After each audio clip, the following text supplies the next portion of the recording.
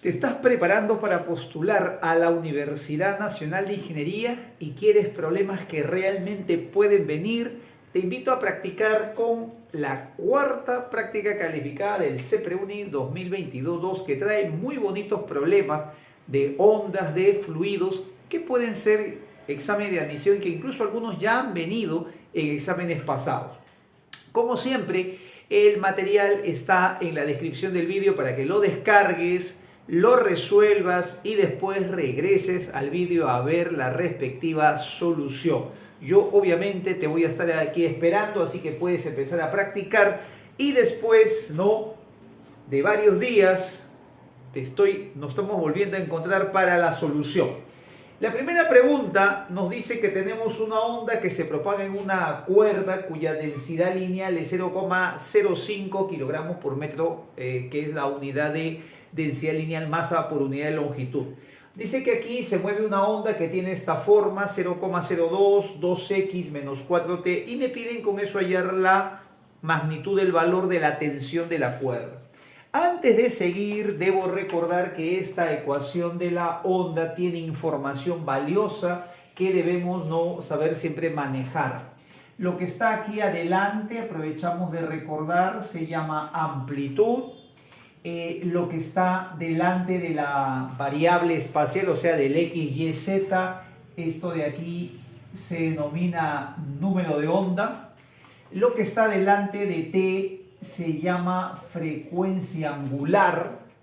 Esta X me dice dónde se propaga la onda, o sea, está propagándose en el eje de la X y vibra en el eje de las Y. Y cuando acá hay un signo menos, quiere decir que se mueve en la dirección positiva del eje X. Aquí para este ejercicio debo recordar lo siguiente: la rapidez con la que la onda se mueve se puede calcular así: omega entre K,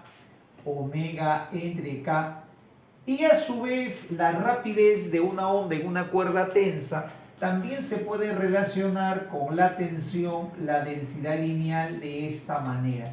Justo con estas variables creo que podemos nosotros proceder a resolver. Omega entonces sería igual a 4, K sería igual a 2, lo estamos viendo. La tensión justamente es lo que me piden y la densidad lineal es 0,05. Bueno, aquí entonces despejamos el valor de la tensión. Aquí sería 2, elevo al cuadrado ambos miembros sería 4. Y 4 por esta cantidad sería 20, sería 0,2 newton. Ese sería el valor de la tensión. Vamos con la segunda pregunta. Muy interesante también. Hay pocos problemas sobre esto en los materiales que a veces solemos revisar. Un oscilador dice que tiene una frecuencia de 10 Hz, esta es la frecuencia, y ¿cuándo vibra en su primer armónico? ¿Qué significa primer armónico? Primer armónico significa que vibra de esta manera, la longitud de la cuerda vibra así, formando un solo ojito, un solo vientre, o lo que se conoce como un antinodo. Cuando hay un solo antinodo se dice que es el primer armónico, y para que esto se presente hay una tensión T en la cuerda. ¿Cuál debe ser? Dice la nueva tensión, ¿no? La nueva tensión en términos de T, o sea, el doble, triple, la mitad, hay pequeñas alternativas, para que vibre en su segundo armónico. El segundo armónico quiere decir que debemos tener dos antinodos, mira, de esta manera, dos antinodos, dos vientres, también dicen algunos libros, dos ojitos, dos lentejas, como lo quieras decir. Bueno, para esto debo recordar que la frecuencia que se tiene para la onda para la frecuencia con la que se puede producir ondas estacionarias en una cuerda tensa es así: n es el número de antinodos, n es esto, 1, 2, 3 antinodos, dividido entre 2 veces la longitud, y acá se utiliza la velocidad con la que se propaga la onda, raíz de t sobre mu. Podemos hacer esto, ¿no? En ambos casos es la misma frecuencia, y en uno de ellos está en el primer armónico, en el otro está en el segundo armónico, y de hecho las tensiones tienen que variar. Esto se podría hacer también de repente mentalmente de esta manera: como la frecuencia es constante, la longitud es constante, el mu es constante, estos dos son inversamente proporcionales. Si n se duplica, n de 1 pasa a número 2, entonces la tensión tendría que ser la cuarta parte para que la raíz cuadrada sea no su mitad. Él se duplica, entonces este factor de esta raíz debe hacerse la mitad y por lo tanto la tensión debe ser la cuarta parte. Si usas la aritmética, esa sería la solución. Si no dominas bien la aritmética, lo podemos hacer así. En el primer caso, n vale 1, la cuerda sería 2L, eso se deja indicado. La tensión también es T inicialmente y entonces esto quedaría así. Luego, en el segundo armónico, la frecuencia sigue siendo la misma, o sea que 10 también sería, pero ahora voy a poner segundo armónico, acá siempre se pone 2L, y aquí tendríamos que poner X, la nueva tensión entre la misma densidad lineal. Como puedes notar, 2L, 2L se cancela, mu también. Elevamos al cuadrado, me quedaría entonces así, acá me quedaría que T es igual a 4 veces X, y entonces la nueva tensión sería, como ves, T cuartos. La tercera pregunta, otra pregunta muy interesante, muy bonita también de sonido, dice que tenemos n fuentes sonoras que en conjunto a una cierta distancia producen una intensidad de 70. O sea, cuando tenemos n fuentes, le voy a poner así n fuentes, nosotros tenemos aquí un nivel de intensidad de 70 dB. Y la pregunta dice, si cada fuente hace a la misma distancia un nivel de intensidad de solamente 60, la pregunta es ¿cuánto vale n? ¿Cuánto vale n? Bueno, aquí hay una propiedad que ya la debemos conocer, que si la intensidad se multiplica 10 veces, ojo, la intensidad se multiplica 10 veces, se multiplica por 10, o sea, 10 fuentes, el nivel de intensidad que producen en un punto es 10 dB mayor al que tenía inicialmente. Si, por ejemplo, una trompeta produce 40 dB en un punto, 10 trompetas producen 50. Siempre se cumple esa propiedad. Y si multiplicas otra vez por 10, o sea, serían 100, entonces aumentaría en 20 dB, o sea, 10 más 10, 20 dB, y así sucesivamente. Este problema nos va a servir para demostrar esa propiedad y que la tuya la puedas utilizar siempre. Cada vez que la intensidad se multiplica por 10, el nivel de intensidad producido en un punto aumenta en 10 dB. Veamos cómo se podría demostrar. Mira, una fuente que es de 60 dB se relaciona con la intensidad sonora así. Esto es 10 veces el logaritmo de la intensidad que vamos a llamar I entre un valor que es el valor umbral I sub 0. Cuando tenemos n fuentes, dice que la nueva intensidad es 70, el nivel de intensidad, perdón, es 70, y esto sería 10 por el logaritmo. Ahora tenemos n fuentes. Como la intensidad sonora es una cantidad física escalar, entonces se suma escalarmente, y eso quiere decir que sumo como los números que conozco. Si tengo una intensidad I y tengo n fuentes, sería n veces I. Entonces voy a poner aquí n veces I, esta sería la nueva intensidad, sobre I sub 0. Mira lo que podemos hacer aquí. Lo más adecuado aquí para resolverlo más bonito y demostrar todo esto sería hacer una resta, ¿ya? Vamos a restar estas dos ecuaciones. Voy a restar así. 70 menos 60, mira cómo quedaría. Al momento de restar me quedaría acá 10 dB. Al momento de restar también me queda 10 y voy a restar de esta manera. Sería el logaritmo de n veces I entre I sub 0 menos el logaritmo de I entre I sub 0. Como tú eres un monstruo en álgebra, entonces tú debes saber que la resta de estos logaritmos equivale al cociente de estas cantidades. Esto es igual al logaritmo del cociente. Entonces acá simplificando me quedaría así 1, y esto sería lo mismo que el logaritmo de L entre L, o sea, esto sería simplemente el logaritmo de N. Una vez que tienes hasta ahí, voy a desarrollar este logaritmo. Acá se sobreentiende que la base es como 10, entonces de aquí voy a deducir que 10 elevado al exponente 1 me debe dar n, y por lo tanto pues llegamos a demostrar que simplemente n vale 10. ¿Cómo podemos comprobar si tengo una fuente sonora que tiene 60 dB? ¿Cuántas fuentes necesito para en ese mismo punto producir 70?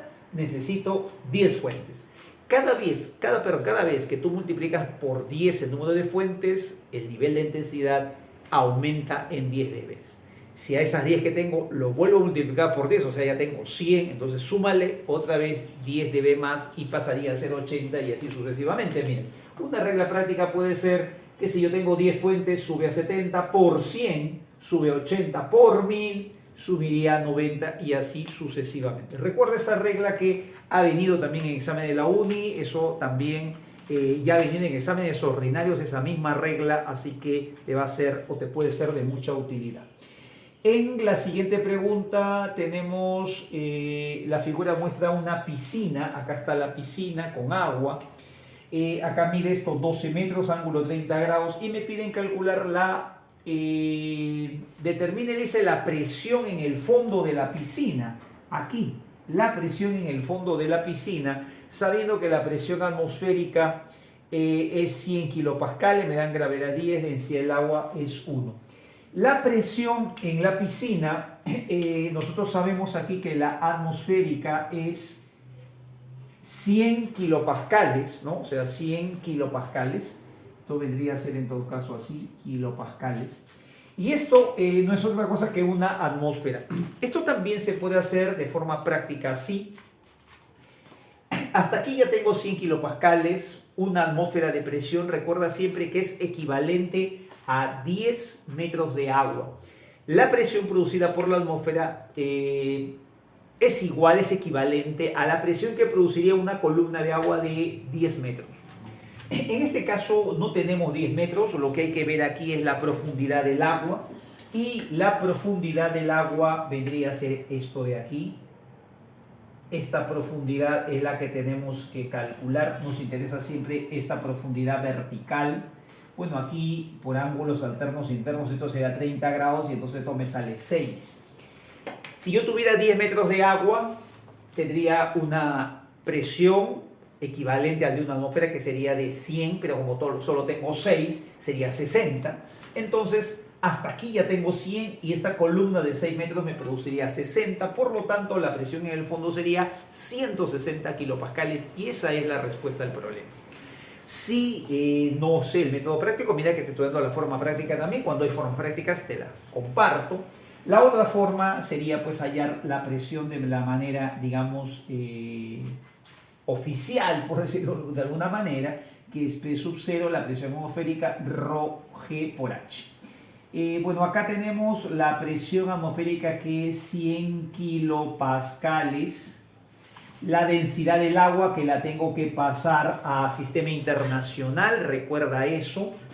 La aceleración de la gravedad que vale 10 y la altura, cuando decimos, perdón, aquí creo que no es correcto decir altura, debemos hablar con propiedad, es la profundidad vertical, profundidad solamente en la vertical, no se cuentan los 12 metros, sino la profundidad vertical, que sería 6.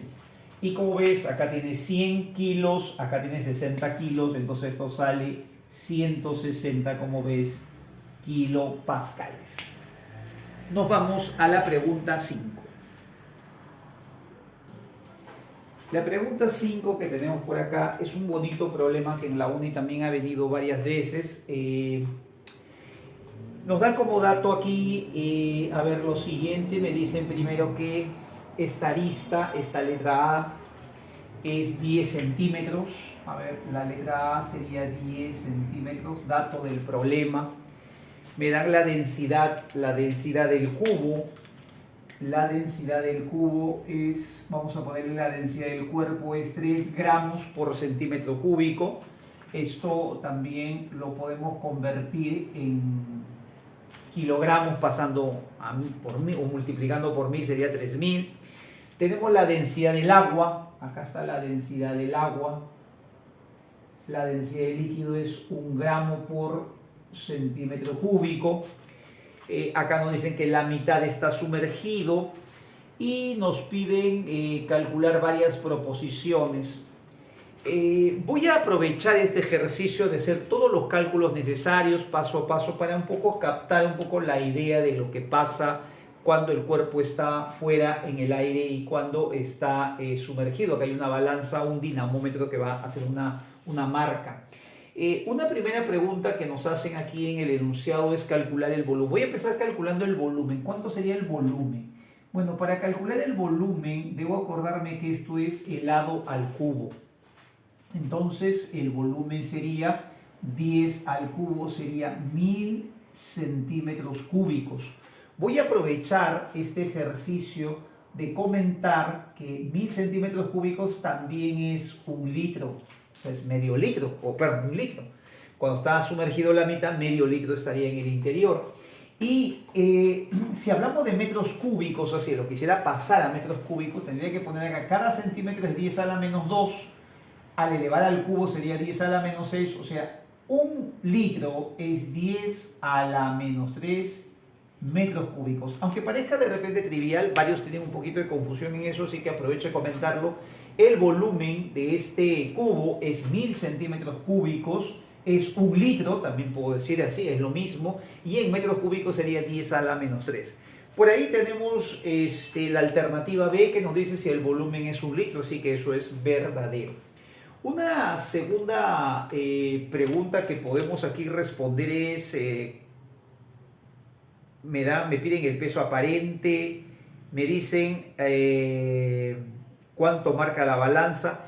Vamos ahora a calcular cuánto es el peso de este cuerpo. Para calcular el peso de este cuerpo, que sería lo que lee la balanza o lo que marca la balanza cuando está fuera, esto se debe hacer así, ¿no?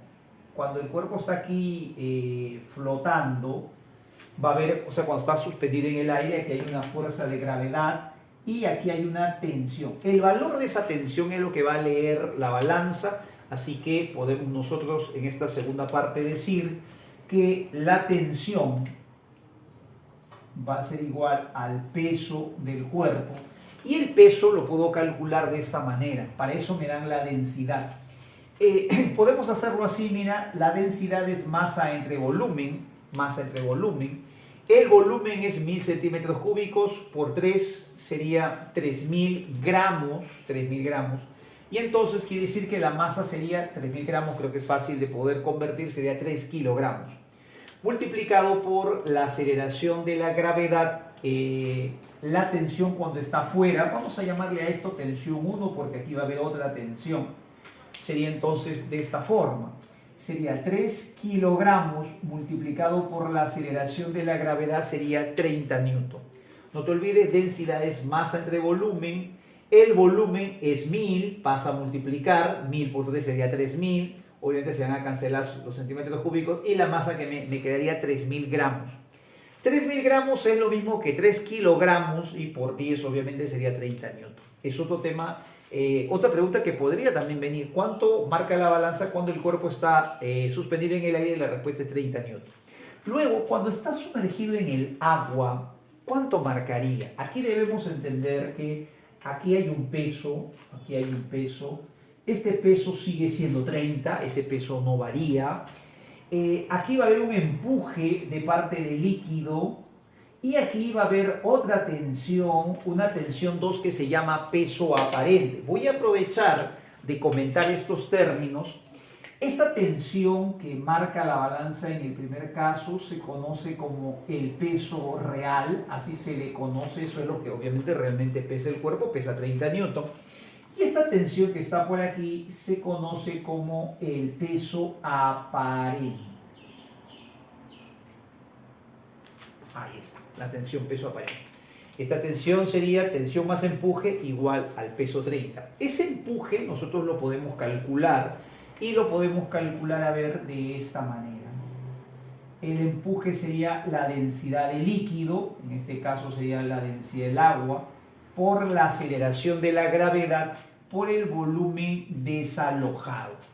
Entonces vamos a calcular, a ver, la densidad del agua lo pasas a kilogramo por metro cúbico, eso se pasa multiplicando por 1000, eso está en el vídeo de este canal, se multiplica por 1000, sería la densidad del agua sería 1000,